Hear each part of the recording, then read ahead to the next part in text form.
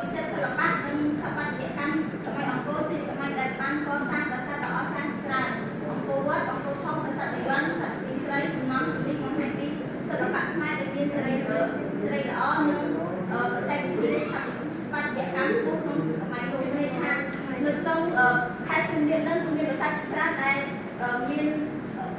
មានប្រវត្តិសាស្ត្រហើយនឹងរឿងរ៉ាវនៅពីក្រោយនឹងផ្សេងគ្នាផងថានៅក្នុងសម័យអង្គរនឹងមានប្រាសាទអង្គរវត្តអង្គរធំបាយ័ននិងប្រាសាទទីស្រីនឹងមានសារៈសំខាន់ក្នុងការដែលបង្ហាញពីអតីតកាលបទទំនៀមទម្លាប់ប្រពៃណីនយោបាយហើយនឹង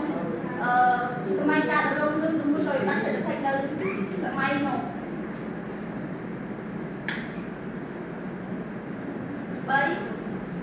សេដ្ឋកិច្ចកសិកម្មនិងចម្រើនប្រជាជនបានអភិវឌ្ឍបណ្ដាញវិទ្យាសាស្ត្រដូចជាអូស្ទឹងទំនប់និងស្រះទឹកដើម្បី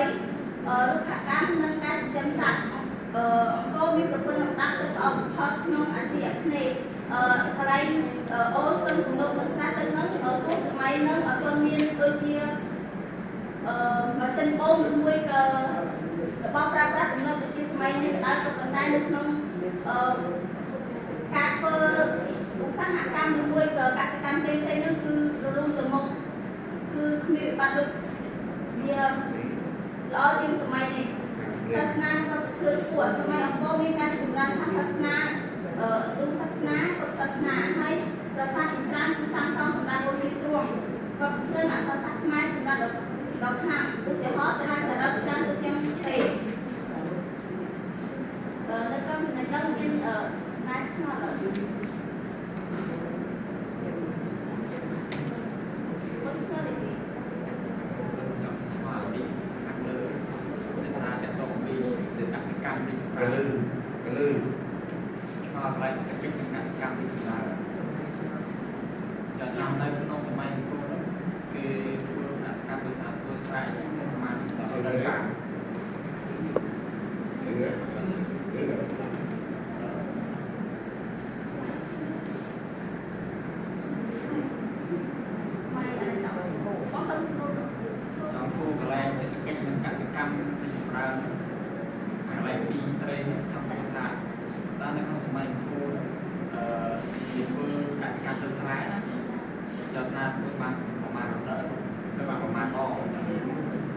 ធ្វើបានម្ដងក្នុងមួយឆ្នាំក៏ប៉ុន្តែ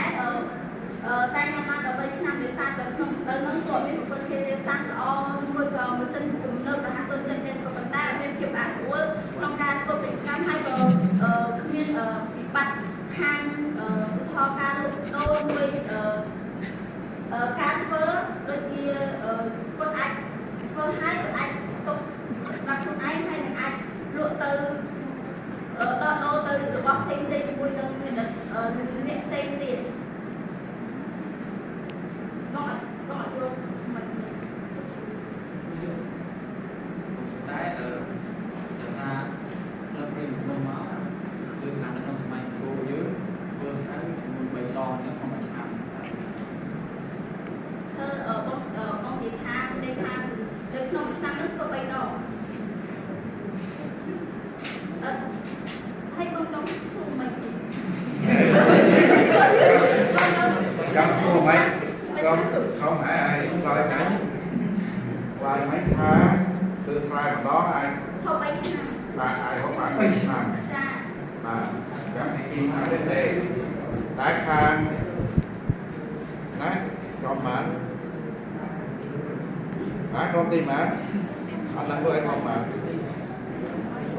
គេជួនថាគេឆ្លើយថាខាងគេថានៅស្បែកកគឺបាញ់ខាង3ដងបងនិយាយថាអត់គាត់ស្រាវជ្រាវបាញ់ខាងគឺខាង3ដងយ៉ាងហ៎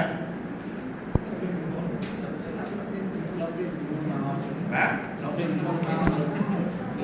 ในวิทยาลัยอะไรเย็นมากครับยืนอยู่ในลำไส้เย็นยังไงนี่นะเย็นมั้ยการเรียนวิทยาลัยอย่าลืมการกินน้ำมันการเรียนวิทยาลัยครูเลยว่าก็สุดท้ายก็ต้องเราสมัยโน้เป็นเฟิร์สไลท์โน้ตมันชนะคนบางไปต่อจากนั้นมันทำด้วยใบดอก Ra nó như trăm vậy mà Phạm nhân chưa tiện tới đây này mình ấy tiền ấy dạ chưa tăng được luôn nè đã ra trụ ra tay ông ăn chào là đây làm kho làm cái đây dạ này ok